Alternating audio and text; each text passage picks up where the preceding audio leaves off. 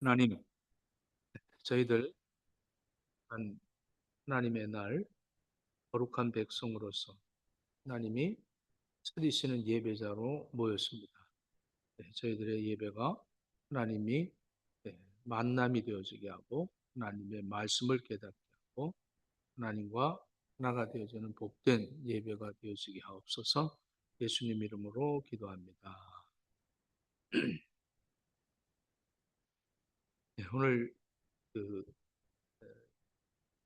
요한계시록 10장을 우리가 새벽에 중간에 하나님께서 잠깐 마지막 심판을 앞두고 여유롭게 다시 한번 우리의 사명을 재확인시키고 그 사명의 깨달음을 주시는 그런 말씀이기도 합니다.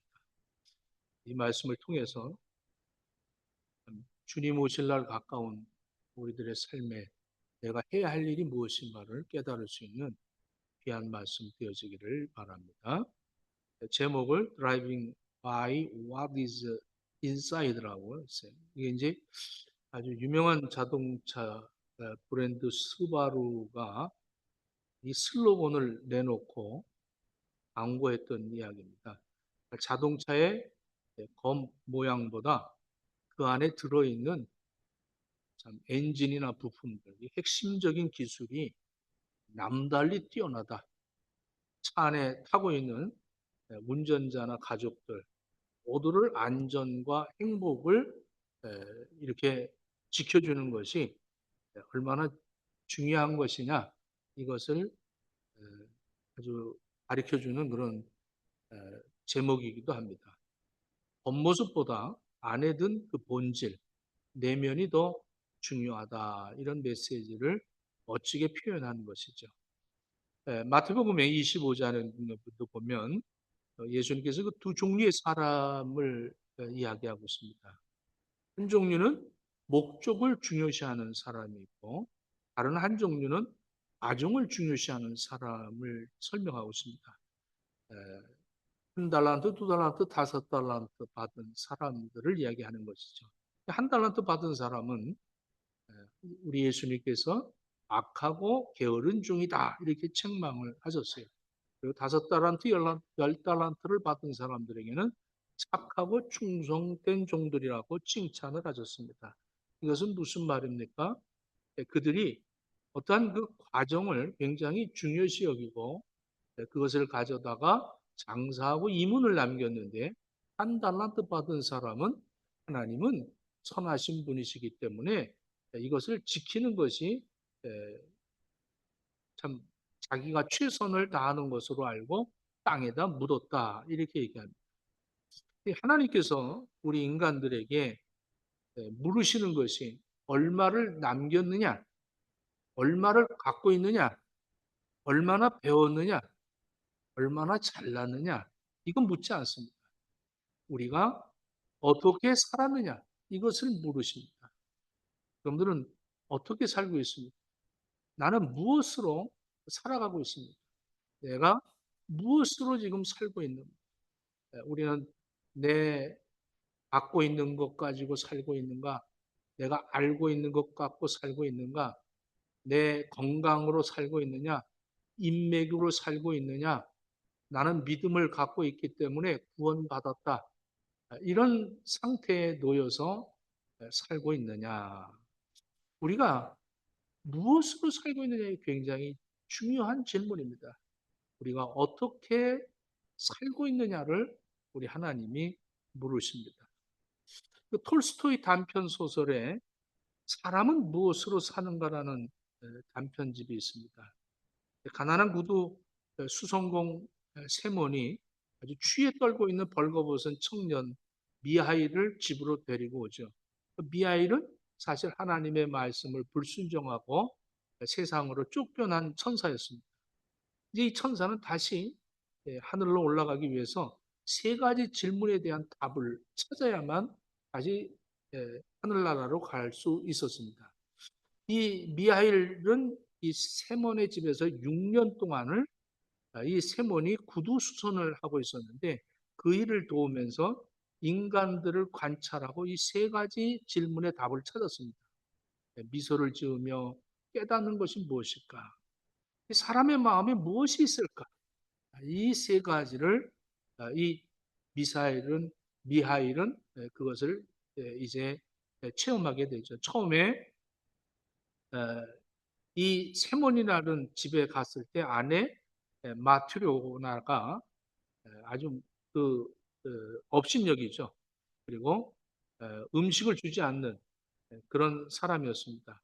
그런데 이 미하일이 결국에는 그 부인에게 이제 음식도 얻어먹고 또 옷도 입혀주고 잠도 재워주는 그 사람의 마음에 아 사랑이라는 것이 있구나.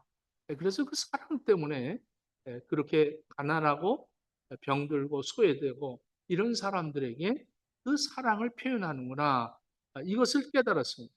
그러면 사람은 무엇이 없는가? 사람에게 무엇이 없는가? 이거를 이 질문에 이 천사는 이것을 답을 얻었습니다.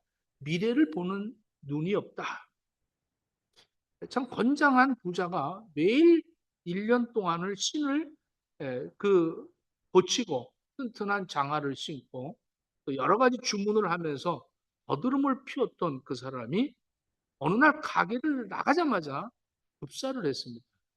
인간은 당장 저녁에 죽을 운명인데도 그 조차를 모른 채 살고 있다는 것을 이 천사는 깨달았습니다. 사람은 미래를 알 수가 없구나. 사람은 사랑을 갖고 사는데 사람은 미래를 알지 못하는구나. 이것을 알았다는 것이죠. 우리는 반드시 알아야 할 것이 있습니다. 나는 죄인입니다. 이거 알아야 됩니다. 할렐루야. 그리고 나는 예수 그리스도 아니면 구원받을 수 없습니다. 이걸 알아야 돼요. 병원에 가보면 아파하는 사람들 많이 있어요. 그런데 어디가 아픈지 아는 사람들은 괜찮습니다. 그래서 당뇨 환자들 보면 이거 먹으면 안 된다. 고혈압 환자들도 이거 먹으면 안 된다. 시간 되면 약 먹고 아주 철저하게 자기의 병명을 알기 때문에 의사가 진단해 준 대로 그 처방을 받은 것을 가지고 자기를 잘 컨트롤 하죠. 우리가 얼마나 추악한 사람인가. 이거 알면 괜찮아요. 우리 죽는 거 알면 두렵지 않습니다. 그리고 내 죄가 예수 그리스도 때문에 구원받았다. 그 보혈의 능력을 힘쓰는 거지 내 공로로는 구원받을 어떠한 선도 없다. 이것을 깨닫는 사람들은 그것을 알아요. 그래서 예수님의 그 사랑을 힘입고 살아가게 되는 겁니다. 그래서 항상 조절하죠. 이러면 안 되지. 이러면서 양심이라는 것이 이렇게 자꾸 우리에게 컨트롤을 시켜주죠. 우리가 얼마나 추악한 인간인가를 알면 지금 내가 얼마나 큰 죄인인가를 알면 그것을 깨달으면 사람들은 그 죽음도 두렵지 않고 앞날을 두려워하지 않을 수 있습니다. 세 번째 답이 뭐냐면 사람은 무엇으로 살고 있느냐? 사람 안에는 사랑도 있고 모르는 것도 있는데 그 답을 알았어요. 사랑으로 사는 거구나. 그래서 이 미하엘은 모든 사람은 자신을 살피는 마음에 의해서가 아니라 자기의 판단에 의해서가 아니라 자기가 계획한 대로 사는 게 아니라 하나님의 사랑을 통하여 살아가고 있구나. 이걸 알고 하늘나라로 올라갔다 그래요. 저와 여러분들에게는 다 안에 사랑이 있습니다. 할렐루야.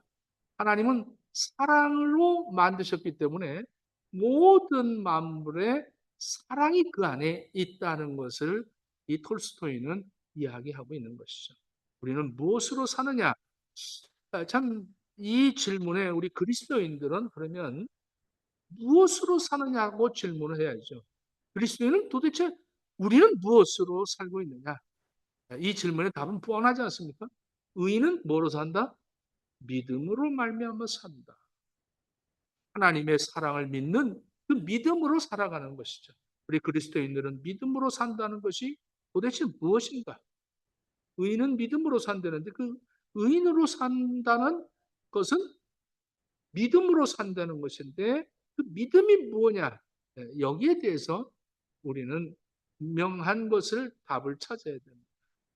오늘 본문에 자, 우리 본문으로 돌아갑시다. 9절 좀 띄워주세요. 우리 조슈아. 내가 천사에게 나가 작은 책을 달라 한즉 천사가 가로되 받다 먹어라 이렇게 얘기했습니다. 받아 먹어라.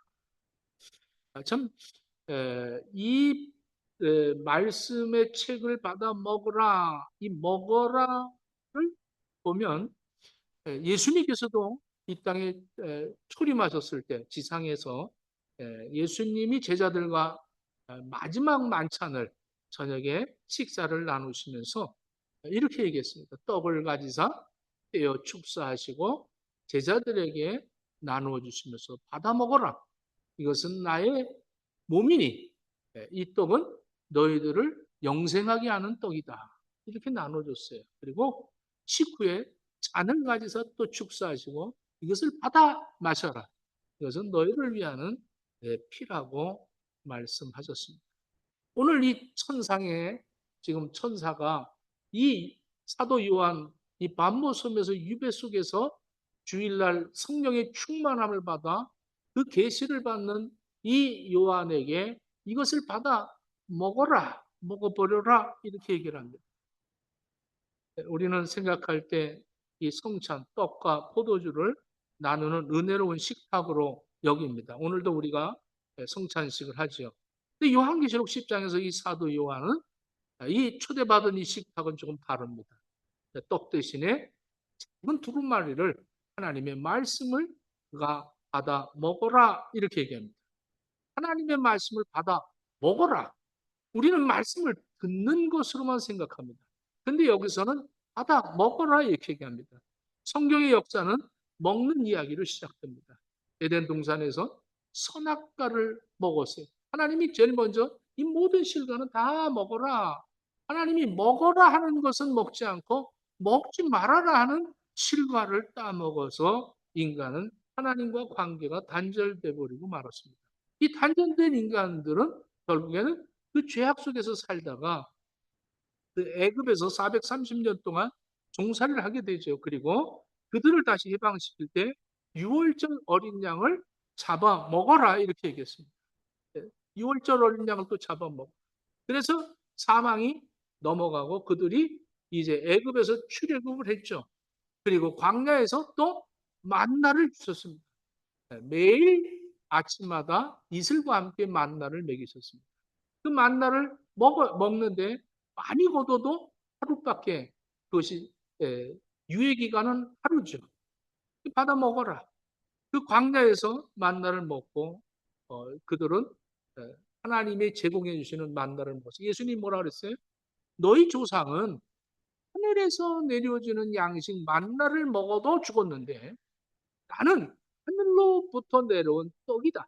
나를 먹는 자는 영원히 죽지 않는다고 말씀하셨어요. 할렐루야. 그러니까 이것은 내 몸이니 받아 먹어라 이렇게 말씀합니다. 오늘 우리 요한이 천상에서 경험한 이 독특한 식사, 말씀을 받아 먹는 이 사건을 통해서 성경 전체가 말하는 진정한 성찬의 의식을 우리는 깨달아야 합니다. 받다 먹어라. 우리가 떡을 먹는 것은 예수님을 기념하는 그것을 넘어서 예수님의 생명을 내 안으로 모셔드리는 예수님과 함께 연합이 되어지는 것을 우리는 누누이 이 성찬식을 통해서 경험을 하면서도 이것을 그냥 하나의 예식으로만 여길 때가 많이 있습니다. 요한은 이 두루마리를 먹는 것은 하나님의 계획과 말씀을 객관적으로 바라보는 것이 아니라 그 말씀이 내 존재의 일부가 되어진다는 것을 여기서 설명해 주고 있는 것입니다.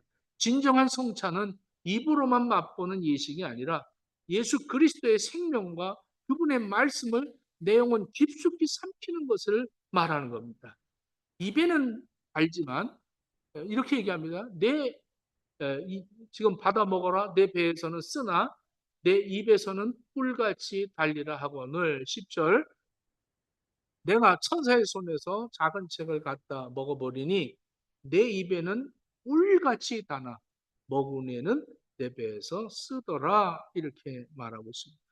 두루마리를 먹을 때 이 감각의 교차가 왔습니다. 하나는 입에서는 꿀같이 다는데 먹은 후에 내 뱃속에서는 쓰게 되더라는 겁니다. 성경 전체에 이 말씀이 뭡니까? 입에 달다는 것은 하나님의 말씀은 꿀송이보다 달다는 겁니다. 구원의 소식이 달죠. 천국의 약속이 달죠. 내 죄사함 받았다는 이 은혜, 이 말만 들어도 얼마나 기쁘고 위로가 됩니까?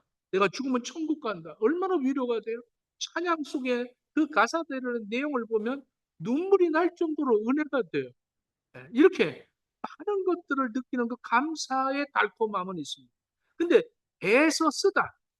이 말씀이 내 안에 소화가 되어서 실제 내 삶의 현장 속에서 살아갈 때는 말씀을 따라 살면 고통이 따른다는 겁니다. 예수님의 살과 피를 먹는다는 것은 곧 나도 예수님처럼 십자가를 지고 죽어야 한다는 의미를 갖고 있는 것입니다. 예수님의 치유 만찬을 기억해 보십시오. 그 자리에는 사랑과 연합의 달콤한 자리였지만 그 자리에서 동시에 배신의 자리가 있었고 그 자리가 죽음과 십자가를 앞둔 쓴잔 자리에 있었습니다. 오늘 많은 성도들이 입에 단 말씀만 편식하려고 합니다. 축복과 위로 이런 것들은 삼키지만 희생과 헌신과 고난이라는 이 말씀을 내뱉고 있습니다. 먹으려고 그래요. 듣기는 들어요. 은혜롭다. 그 목사님 은혜롭다. 아, 이 성경 말씀 참 은혜롭다. 이렇게 얘기합니다. 야고보서 1장 22절부터 24절에 이렇게 말합니다. 너희는 말씀을 행하는 자가 되고 듣기만 하여 자신을 속이는 자가 되지 말라. 누구든지 말씀을 듣고 행하지 아니하면 그는 거울로 자기 생긴 얼굴을 보는 사람과 같아서 제 자신을 보고 가서 그 모습이 어떠한지를 곧 잊어버린다고 말씀하고 있습니다. 너희는 나를 불러 주여 주여 하면서도 어찌하여 내가 말하는 것을 행하지 아니하느냐 이렇게 말씀하고 있습니다. 이렇게 우리들은 하나님의 말씀을 들어요. 듣긴 들어. 아멘. 아멘 하고 듣고 말씀을 너무 듣는다는 것은 지식으로 쌓아나가는 거예요. 이해합니다.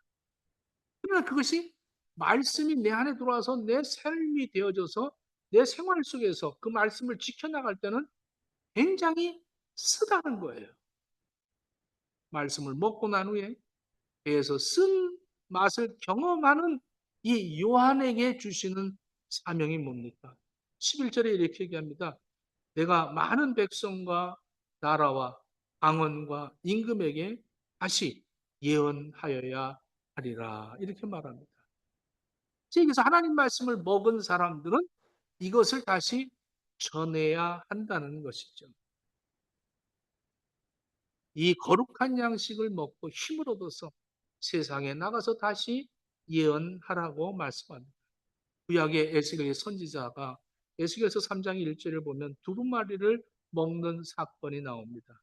에스겔은 말씀을 삼키고 난 후에 그 에스겔을 통해서 마른 뼈들을 살리는 이런 일들을 에스겔에게 이렇게 사명을 부여해 주시죠.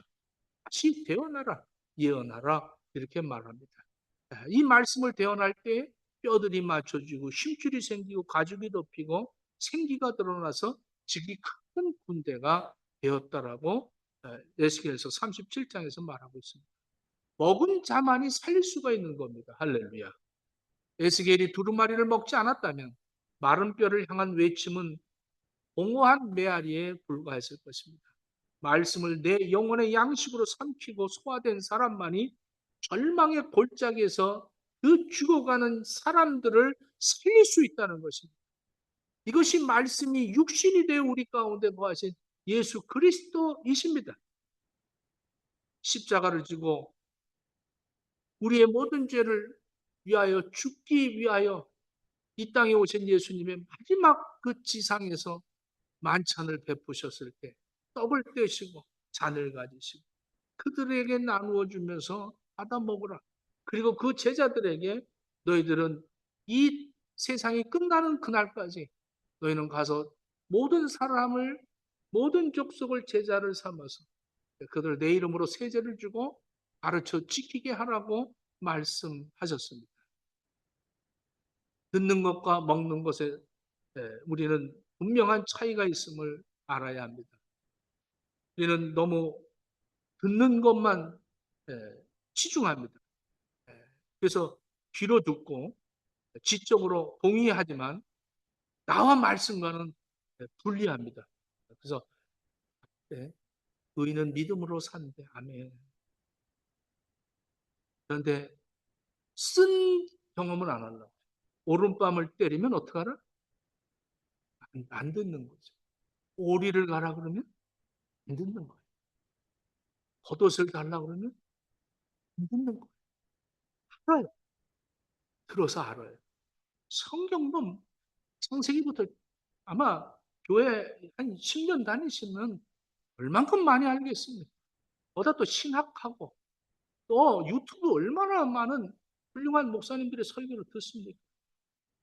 얼마나 우리가 뭐 들으려면 얼마나 많은 줄 몰라요. 빅데이터가 이 지금 마지막 때 AI를 통해서 우리들에게 하나님의 이 복음의 말씀을 들려주시죠. 얼마든지 경험할 수 있고 얼마든지 우리는 그것을 받아들일 수 있습니다. 그러나 들은 것으로 끝나는 것이 아니라 그렇게 들었어요. 초대교회 때도 들은 사람들이 많아요. 그런데 그들을 핍박하고 그들이 어려움을 당할 때 예수를 부인하는 사람들이 얼마나 많았습니까? 그런데도 불구하고 이 소아에서 일곱 교회는 한 말씀을 지키는 사람들이 있었다는 거예요. 그리고 오늘 이 밤모섬에 이렇게 유배된 이 노인, 이 사도 요한은 하나님의 말씀을 받아 먹으라는 이 말씀을 이 거룩한 식탁 위에서 그 말씀을 받아 먹으니 먹을 때 내 입은 달았는데 내 배에서는 쓰다. 그리고 그것을 경험하고 너는 나가서 모든 11절 우리 좀 올려주세요. 11절 말씀.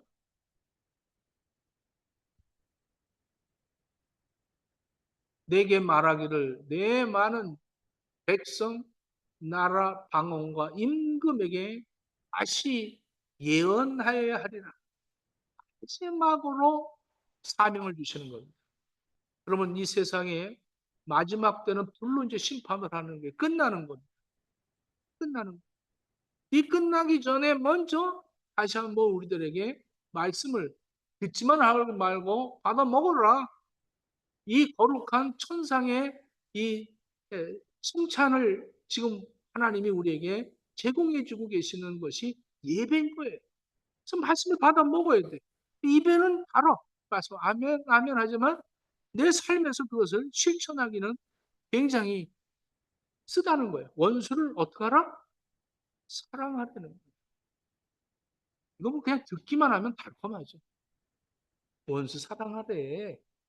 이 원수 사랑해야지. 얼마나 달콤합니까? 예? 근데 순종하려면 아마 창자가 뒤틀릴 거예요. 원수를 사랑할 수 있겠습니까? 자기를 부인하다. 명언이죠, 들을 때. 아유, 실제적으로 나의 욕망을 죽이고, 그 십자가의 고통을 받으라 그러면, 그는 할 수가 없다는 것이죠. 그래서 우리 예수님께서도 겟세마네 동산에서 나의 원대로 마옵시고 아버지의 뜻대로 하옵소서라고 그 쓴 잔을 마시는 것을 순종하는 쓴 삶을 사셨어요. 진정한 믿음, 의인으로 살아가는 방식은 입술의 달콤한 고백을 넘어서 삶의 현장 속에서 말씀대로 살려고 몸부림치는 애쓴 맛을 감내해야 하는 것입니다. 이것이 성경이 말하는 진짜 순종인 것입니다. 내가 많은 백성과 나라와 방언과 임금에게 다시 예언하여야 하리라. 지식으로만 말씀을 하는 사람은 세상이 비웃습니다. 말은 잘해. 말씀대로 아파해 보고, 말씀대로 손해를 보고, 이렇게 순종하는 사람들, 즉, 말씀이 육신이 된 그 성도들의 입을 열 때 세상은 두려워합니다. 마지막 때 복음을 전파하는 것이 단순히 전도지 돌리고 그냥 예수 믿으세요 하는 것이 아니라 내가 먹은 말씀이 내가 살아내는 말씀이 되어져야 하는 것입니다. 지상의 마지막 순종자가 되시기를 축원합니다. 이제 마지막 때 우리들에게 이것을 받아 먹으라는 거예요. 듣지 말고 받아 먹어. 오늘 우리는 예수님이 2000년 전에 제자들에게 십자가에 못 박혀 죽으시면서 모든 죄의 심판을 대신 지신 그 예수님이 그 제자들에게 마지막으로 만찬을 나누셨던 것처럼 오늘 우리들에게도 이것을 가르쳐, 이것을 기억하고 이것을 내가 오는 날까지 지켜 행하라고 하신 성찬을 나눕니다. 지금 천상에서도 이 성찬을 나눴어요. 이제 마지막 때, 마지막 심판을 남겨놓고 그 기간 사이에 우리 하나님께서 성찬을 하는 겁니다. 받아 먹어라. 네 삶으로 내 말씀이 드러나게 해라. 그래서 하는 백성들, 나라, 왕은 임금에게 다시 이 사랑으로, 사람은 사랑으로만 산다. 의인은 믿음으로만 산다. 그 믿음은 하나님의 사랑이 예수 그리스도로 표현됐고 하나님은 사랑이시다. 그러므로 내 안에 하나님의 사랑이 있습니다. 하나님은 사랑하십니다. 하나님은 나를 사랑하셔서 나 대신에 내 모든 죄값을 치르고 십자가에 죽으셨습니다. 하나님은 사랑이십니다. 하나님은 사랑이십니다. 하나님은 여러분을 사랑하십니다. 하나님은 여러분들 안에 사랑으로 거하고 계십니다. 인간은 사랑으로만 살 수 있습니다. 여러분, 이것을 외치며 남은 심판 앞에서 쓰임받는 저와 여러분들의 삶이 되어지기를 예수님 이름으로 축원합니다. 기도하겠습니다.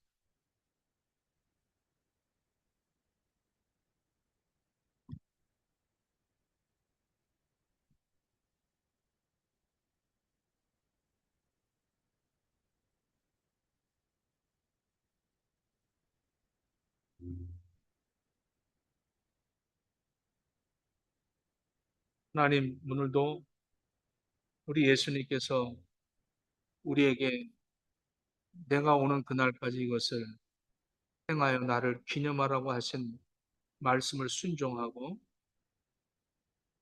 떡과 잔을 나누려고 합니다.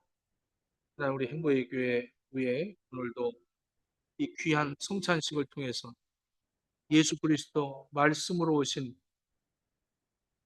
그 말씀이 육신이 되어 우리 가운데 거하는 이 놀라운 경험을 체험할 수 있게 하시고 우리를 통해서 이 마지막 때 하나님의 사랑을 증거할 수 있는 믿음의 소유자들 다 되어지도록 역사하여 주옵소서. 내가 너희에게 전한 것은 주께 받은 것이니 곧 주 예수께서 잡히시던 밤에 떡을 가지사 축사하시고 떼어 이르시되 이것은 너희를 위하는 내 몸이니 이것을 향하여 나를 기념하라 하시고 식후에 또한 그와 같이 잔을 가지시고 이르시되 이 잔은 내 피로 세운 새 언약이니 이것을 향하여 마실 때마다 나를 기념하라 하셨으니 너희가 이 떡을 먹으며 이 잔을 마실 때마다 주의 죽으심을 그가 오실 때까지 전하는 것이니라.